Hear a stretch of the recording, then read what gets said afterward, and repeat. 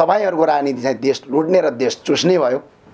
अब तपाईहरु जुटे पनि केही हुनेवाला छैन, फुटे पनि केही होला। तपाईहरु सकिने निश्चित छ, मजाले सकिनुस्। प्रधान सेनापति पूर्णचन्द्र थापाज्यू तपाईको शरणमा पर्छु भनेर विज्ञप्ति होइन नि। प्रधान सेनापति पूर्णचन्द्र थापाज्यू भारतीय तपाईको समकक्षी नेपालसँग विवाद गर्ने सेनापतिको मानार्थ पदवी नदे भनेर ठाडो च्यालेन्ज हो यो। सेनाले जवाब दियो। आज भारतका सेनालाई नेपाली सेनाले आफ्नो महारथी मान्दैछ भनेर झुटो प्रचार गरिरहेका छन्। भारतीय सेना प्रमुख नेपाल आउनु भनेको भारतका मिडियाले के लेखेका छन् थाहा छ हजुरलाई?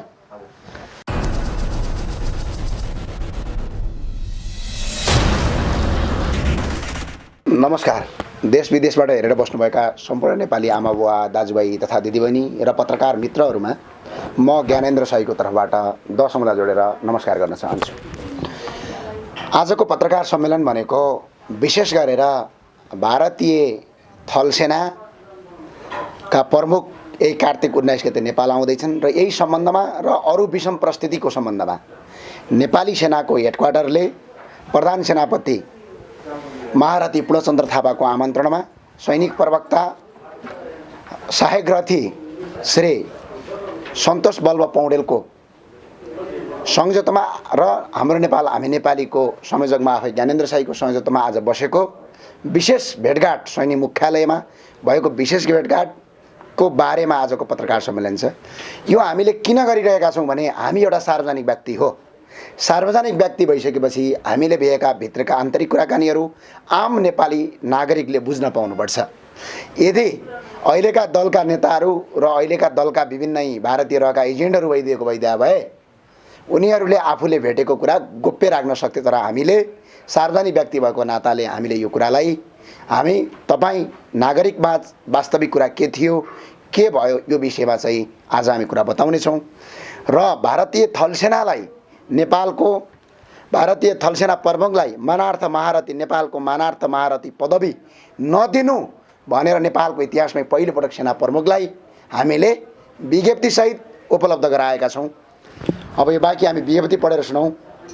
हाम्रो सुशासनका लागि अभियान हाम्रो नेपाल हामी नेपाली भ्रष्टाचार विरुद्धको महाअभियान ललितपुर नेपाल दर्ता नम्बर 23 65 48 076 77 पत्र सङ्ख्या 129 र 229 मिति 2077 साल 7 महिना 17 गते श्रीमान प्रधान सेनापतिज्यू सैनिक मुख्यालय काठमाडौँ। विषय भारतीय थलसेना प्रमुखलाई मानार्थ महारथी पदवी नदिने सम्बन्धमा। यो पदवी नदिने सम्बन्धमा उपरोक्त सम्बन्धमा नेपाल भारतको मैत्री सम्बन्ध हिजो युगौं युगदेखि हुँदै आएको छ र नेपाल भारत एक स्वतन्त्र मुलुक हुन्। नेपाल एउटा स्वतन्त्र राष्ट्र हो। यो राष्ट्र कसैको अधिनायकवाद स्वीकार गर्दैन र आजसम्म नेपालले कसैको पनि भूभाग मिच्ने र हडप्रे जस्ता काम गरेको छैन। तर विक्रम सम्वत 2077 साल ज्येष्ठ 31 गते नेपालको 2/3 संसदले पारित गरेको नेपालको नयाँ निशान छापमा नेपालको वास्तविक नक्सा समेट्दा भारतीय थलसेना प्रमुखले थिङ्क ट्याङ्कले आयोजना गरेको वेदी नारकको बखत नेपालीहरूले भारतको विरोध कसैको इशारामा उठाएको भन्ने जस्ता नेपालप्रति गलत अभिव्यक्ति दिएको कारणले गर्दा सीमा सडक बिहारीद्वारा निर्माण काली नदीको पश्चिमतर्फ छ भनी विवादत र नेपालको हित विपरीत अभिव्यक्ति दिएको हुँदा र झुट बोलेको हुँदा नेपाली भूमिमा आज पनि भारतीय सेनाले परेड खेलिरहेको छ। याद रहोस् सुगौली सन्धि सन् 1815 र 1816 मा नेपालको सिमाना काली नदीको पूर्वतर्फको काली नदीको आधिकारिक मुहान लिम्पियाधुरा हो जसको प्रमाण नेपालसँग सुरक्षित छ।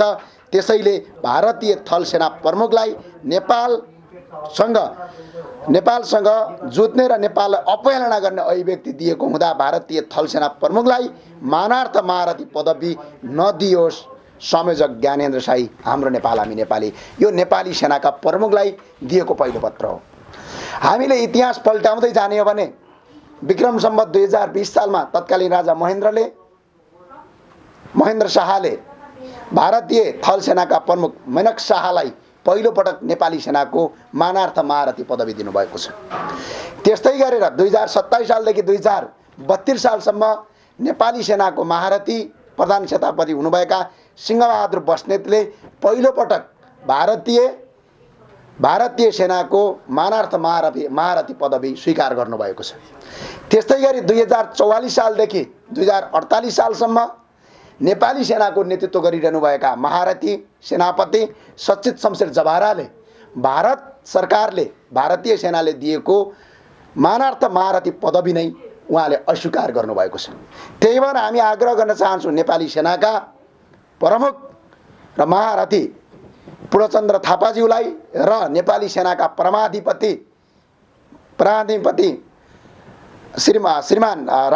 परमाधिपति माननीय राष्ट्रपति विद्या देवी भण्डारीलाई हामी आग्रह गर्न चाहन्छौँ 2044 सालदेखि 2048 सालमा जसरी सिंहबहादुर जसरी सचित शमशेर जवाराले एउटा इतिहास रच्नु भएको थियो त्यो इतिहास अहिले रचियोस् र भारतीय थल सेना प्रमुख नेपाल आउँदैछन्। भारतीय सेना अहिले पनि कालापानीमा परेड खेल्दैछ। आज पनि हामी नेपालको बेस क्याम्प जो नेपालले खडा गरेको छ, जुन नेपालले बीओपी खडा गरेको छ, त्यो बीओपी हाम्रो सिमानाभन्दा 44 किलोमिटर यता छ। आज पनि यो भएको हुँदाखेरि यो सम्मान नदियोस् भनेर आज विशेष भेटघाट सैनिक मुख्यालयमा भएको छ र सैनिक मुख्यालयमा सैनिक प्रवक्ता एवं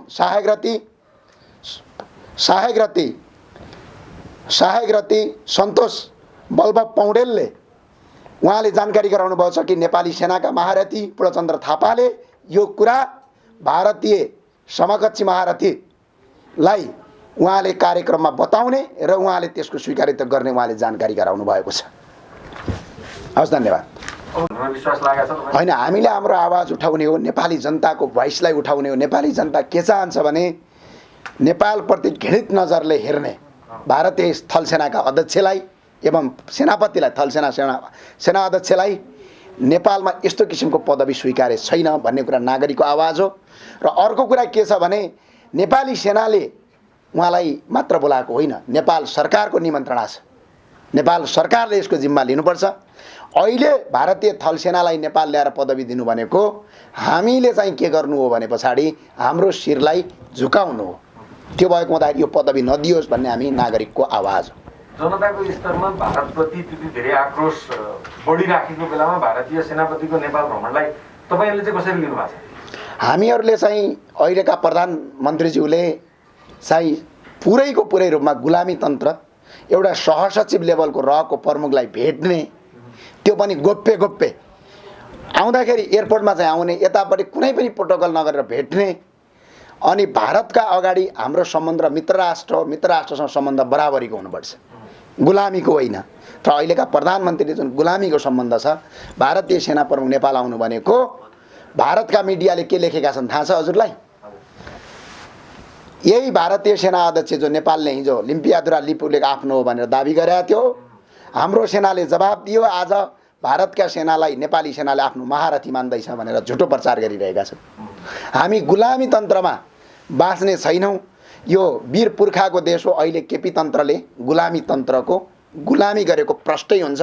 अब नेपाली जनताले यसको जवाफ दिनुपर्छ भन्ने हामी मान्यतामा छौँ। नेपाली सेनालाई भेटेर आफ्नो विज्ञप्ति दिएर विशेष छलफल गरेर फर्कँदा ज्ञानेन्द्र शाहीले के महसुस गरेछन्? एउटा त पहिलोपटक सिधै होला ज्ञानेन्द्र शाही। मेरो यो पहिलोपटक शिष्टाचार भेटघाट हो। शिष्टाचार पहिलोपटक भेटघाटमा मैले के महसुस गरेँ भने नेपाली सेना आज पनि यो देशको हितमा काम गर्नेछ भन्ने एउटा विश्वास छ। नेपाली सेनालाई जबसम्म राजनीतिक दलले आफ्नो अखडाभित्र लिँदैनन् तबसम्म काम गर्छ। तर अहिले पछिल्लो पटक नेपाली सेना व्यापार गर्न थालेको छ। यो चाहिँ अति गलत कुरा हो र नेपाली सेनाले व्यापार नगरेर राष्ट्रिय सुरक्षा गर्नुपर्छ। र नेपाली सेनाको मनोबल उच्च गर्नका लागि रक्षा मन्त्रालय र नेपाल सरकारले विभिन्न किसिमका एजेन्डाहरू, राष्ट्रिय सुरक्षा नीतिहरू यो ल्याउनु पर्थ्यो, तर त्यो ल्याएको छैन। सेना सिर्फ अहिले तलब खाने वस्तु जस्तो, तलब खाने एउटा संस्था जस्तो मात्र भएको छ। अब चाहिँ यो नहोस् भन्ने हामी चाहन्छौँ। जागिरे मनोवृत्तिबाट माथि उठ्नु पर्यो भन्ने हो। अब आम नागरिकहरूले भारतप्रति वितृष्णा जाहिर राखिरहँदा र विभिन्न अभियानले उहाँको भ्रमण चाहिँ रोकिनुपर्छ, भ्रमण रोकिएन भने हामी अवरोध गर्छौँ, कालो झन्डा देखाउँछौँ, बेलुन उडाउँछौँ, के भनिरहेका छन्। तपाईँको अभियानले चाहिँ के गर्छ? अब आजबाट त मुखमा बुझेर आउनु होइन, त्यो तपाईँको बुझाइ गलत हो। यो विज्ञप्ति बुझाउनु भनेको चान्चुने कुरा होइन। त्यो पनि के भनेर बुझाइएको छ, ए प्रधान सेनापति पूर्णचन्द्र थापाज्यू तपाईँको शरणमा पर्छु भनेर विज्ञप्ति होइन नि। ए प्रधान सेनापति पूर्णचन्द्र थापाज्यू भारतीय तपाईँको समकक्षी नेपालसँग विवाद गर्ने सेनापतिको मानार्थ पदवी नदे भनेर ठाडो च्यालेन्ज हो। यो कुनै तपाईँको यहाँ गएर हाम्रो सहमति होइन नि त, यो त विज्ञप्ति हो। हामी नागरिकले आफ्नो तर्फबाट उठाउने आवाज हो, हामीले उठाउँछौँ। अर्को कुरा भनेको हामी कुनै रक्षा मन्त्रालयको रक्षा मन्त्री होइन जो सेनालाई कारबाही गर्ने अधिकार हामीसँग हुँदैन। अझ यसको थप विषयमा चाहिँ हामी अदालत पनि जान सक्छौँ, किनकि नागरिकको हित विपरीत सेनाले पदवी दियो भने। र अर्को कुरा सेनाका प्रमुखले के भन्नु, सेनाका प्रवक्ताले के कुरा भन्नुभएको छ भने यही कुरा जस्ताको तस्तै म भारतीय सेना अध्यक्षलाई हाम्रो सेनापतिले बुझाउनुहुन्छ भनेको छ। र अर्को कुरा चाहिँ जसरी यो विरोध गर्ने कार्यक्रम छन्, मेरो आग्रह छ यिनले जबसम्म सेनाले कि त त्यो अभिव्यक्ति भारतको सेना प्रमुखको सचिवालयले निकाल्नु पर्यो, यो हामीले अभिव्यक्तिप्रति खेद प्रकट छ भनेर, कि त नेपाली सेनाले निकाल्नु पर्यो। आज नेपाली सेनाले यो अभिव्यक्ति यो विज्ञप्ति बुझ्दै गर्दा उसले बाचा गरेको छ नेपाली सेनाले कि यो कुरा म भारतीय समकक्षीलाई राख्छु र यो कुरा हामी मञ्चबाटै बोल्छौँ, यो कुरा दुई सेनापति बीचको भेटवार्तामा पनि उठाउँछु भन्नुभएको छ। यदि त्यो उठाइएन भने नेपाली जनताको अवहेलना गरेको हुन्छ। जनताको अवहेलना गर्न पाउने अधिकार सेना, प्रहरी, आर्मी, सेना, प्रहरी, प्रशासन कसैको पनि छैन। लोकतन्त्रमा सबैको अधिकार छ, विरोध गर्ने अधिकार छ र विरोध गर्नुपर्छ भन्ने मान्यताका साथ हामी फुल्छौँ। हाम्रो हुन्छ, किन नहुनु। यो उहाँले जबसम्म यसलाई जारी गर्नु थप विरोधको कार्यक्रम हुन्छ र दार्चुलाबाट पनि हुँदैछ जहाँ पीडित क्षेत्र हो। यसमा चाहिँ नहोला। नेपालका प्रत्येक ठाउँमा जबसम्म तिनले यो माफी माग्दैनन् कार्तिक 19 भन्दा अगाडि तबसम्म विरोध हुन्छ, बेसरी विरोध हुन्छ। यसको कार्यक्रम सुरु हुन्छ। अब यही बिचमा भारतीय प्रवक्ता प्रमुख नेपाल आए, बालुवाटार खुसे, त्यसपछि राजनीतिक घटनाक्रम अलिकति परिवर्तन हुन आँटेको हो कि भन्ने सङ्केतहरू मिलेको छ। नेकपा फुट्न लागे जस्तो देखिन्छ कि ज्ञानेन्द्र साई त खुच्चिङ भनेर खुसी भइरहेको होला नि? छैन, म छैन। किन छैन भने नेकपालाई नेपालका नागरिकले एकपटक बहुमत दिएका हुन्, तर भलै यिनीहरूले जनताको काम गरेनन्। किनभने जनताको काम त कहीँ कतै गरेको देखिएन। किनभने 3 वर्षसम्म मजाक मात्रै गरे, तर अब बाँकी 2 वर्ष मिलेर देशको हितमा काम गरून्, फुटेर होइन कि जुटेर काम गरून्, मुलुकको विकास गरून्। तर यो मुलुकको विकास हुँदैन भने फुफन्डौको 4मा यानि कि कपनमा तपाईँ गएर हेर्नुहोस् न। आज पनि पानी पर्यो भने त्यहाँ के हुन्छ, स्विमिङ पुल बन्छ। आज पनि त्यहाँका बाटा पिच भएका छैनन्। एउटा युवा नेताले त त्यहाँ गर्न सक्दैन भने अरू बुढा नेताले के गर्ला? भाषण चाहिँ मिठो गर्न सकिन्छ, मिठो भाषणले घर रोटी पाक्दैन। यो देशमा यो व्यवस्था जबसम्म रहन्छ तबसम्म यो देश विकास होला भनेर कराउनु भनेको कि त मजाक गर्नु हो कि त मिडियाबाजी गर्नु हो। यो व्यवस्था नै खारेज हुनुपर्छ। हामी व्यवस्था खारेजको प्रक्रियामा छौँ। गणतन्त्रै हुँदैन, गणतन्त्र होइन, यो किसिमको गणतन्त्र होइन। यो गणतन्त्र हो? कसरी गणतन्त्र भन्नुहुन्छ? कुनै पनि एउटा पार्टीले व्हिप जारी गर्छ, संसदमा जनताबाट निर्वाचित भएका सांसदलाई व्हिप जारी गर्ने भने के हो? जनताको मतलाई के गरे हो? कुण्ठित गरेको हो नि। यो लोकतन्त्र र प्रजातन्त्रमा दुनियाँमा कहीँ पनि हुँदैन। भने बाहिर प्रजातन्त्र नाम छ, पार्टीभित्र नेताको एकतन्त्रीय शासन छ। अनि यो देशको कार्यकारी प्रमुख चुन्ने अधिकार नेपाली जनतालाई छ? छैन नि। कार्यकारी त नेपाली जनतालाई अधिकारै छैन। यो देशको राष्ट्रपति चुन्ने अधिकार नेपाली जनतालाई छ? छैन। यो गणतन्त्र र लोकतन्त्र होइन। वास्तविक लोकतन्त्र ततिखेर हुन्छ जतिखेर यो देशको कार्यकारी जनताबाट चुनेर आउँछ। यो देशको धर्म संस्कृतिको जगेर्ना हुन्छ। यो देश सिङ्गो एउटा मुलुकमा एकीबद्धता हुन्छ। हामी यति बेला भारतीय मोडलको गणतन्त्रमा छौँ, तपाईँ चाहिँ अमेरिकी मोडलको गणतन्त्रमा जानुपर्छ भनिराख्नु भएको छ। फरक त्यति मात्रै हो होइन। अमेरिकन मोडल पनि नहुन सक्छ। कार्यकारीको विषयमा चाहिँ नेपाली जनताले चाहेको हुन सक्छ। हामी त जनताबाट प्रत्यक्ष निर्वाचित कार्यकारीको कुरा गरिरहेका छौँ होइन। नेपाललाई सुहाउँदो काम होस् क्या। जहिले पनि विदेशी मोडल, कहिले भारतीय मोडल, कहिले अमेरिकन मोडल, कहिले रसियन मोडल, नेपाली मोडल गरौँ न एकपटक के हुँदो रहेछ, नेपाली मोडल लागू गरेर देखाउँ। गौतम बुद्ध यही देशमा जन्मेर एउटा मोडल लागू गर्न सके, विश्वभरि शान्ति फैलाउन सके। अब फुट्दै गरेको नेकपालाई फुटको लागि शुभकामना दिनुहुन्छ कि जुटको लागि चाहिँ दबाब दिनुहुन्छ? म चाहिँ दबाब सबाब भन्दा पनि जुटको लागि शुभकामना दिन्छु। फुटको भन्दा जुटको राजनीति राम्रो हुन्छ। तर तपाईँहरूको राजनीति चाहिँ देश लुट्ने र देश चुस्ने भयो। अब तपाईँहरू जुटे पनि केही हुनेवाला छैन, फुटे पनि केही होला। तपाईँहरू सकिने निश्चित छ, मजाले सकिनुहोस्। किनभने सकभर नेकपाभित्रका सच्चा कार्यकर्ता, राष्ट्रभक्ति कार्यकर्ताले अब बाटो बदल्ने बेला आएको छ। यी नेताबाट देश परिवर्तन हुँदैन। तपाईँ यो देशको राष्ट्रभक्ति कार्यकर्ता हो भने अब बाटो बदल्ने बेला आएको छ, बाटो बदल्नुहोस्। मेरो यही शुभकामना छ। बहुमतको नजिक रहेको एउटा शक्तिशाली राजनीतिक दल सत्ता चलाउने अवसर पाउँदा पनि यस्तो फुटको सङ्घारमा पुग्नुको कारण के जस्तो लाग्छ? यो व्यवस्था। किनभने यहाँ प्रधानमन्त्रीका लागि मान्छे किन्नुपर्छ, मन्त्री खानालाई सांसद किन्नु पर्यो। किन्दा किन्दा बिचरा उनीहरू बिर्सिन्छन् देश विकास गर्ने कि आपसमा किनाकिन गर्ने। त्यही भएर यो व्यवस्थै खारेज गरौँ भने कमसेकम जनताबाट प्रत्यक्ष कार्यकारी 5 वर्ष 100% आइदियो भने उसको बोली भनेको कानुन हुन्छ। उसले जे मन लाग्यो, जे उसलाई तपाईँको यो देशको विकासको हित पाउँछ त्यो काम गर्छ नि। त्यही गर्न खोज्दा केपी ओलीलाई निरङ्कुश भयो, तानाशाह भयो भनेर होइन होइन, आगो बाल्ने तपाईँहरू नै हो। निरङ्कुश तानाशाह भनेको सही काममा हुन्छ। केपी शर्मा ओली यो देशको प्रधान न्यायाधीश पनि बने, सर्वोच्चको अदालतको अपेलना गरे, कोभिडको बेला विश्वमै नागरिकलाई फ्रीमा उपचार गराएको छ। अस्ति हामीले मुद्दा हाल्यौँ, पत्रकार सम्मेलन गऱ्यौँ, उहाँले विज्ञप्ति निकाल्नु भयो। अब प्रदेशमा तपाईँको फ्रीमा कोरोनाको उपचार गर्ने भन्नुभयो। गण्डकी प्रदेशले पनि निकाल्यो। भोलि तपाईँले भने जस्तै आउँदा पनि त्यो कार्यकारीले यसै नगर्ला भन्ने के ग्यारेन्टी छ त? त्यो त नेपालका जनता 2 करोड जनताले चुनेको मान्छे, 2 करोड 64 लाख मध्ये करिब करिब तपाईँको 2/3 ल्याएको एकजना व्यक्तिले नेपालका जनता त त्यति बेकुब त नहोलान् नि।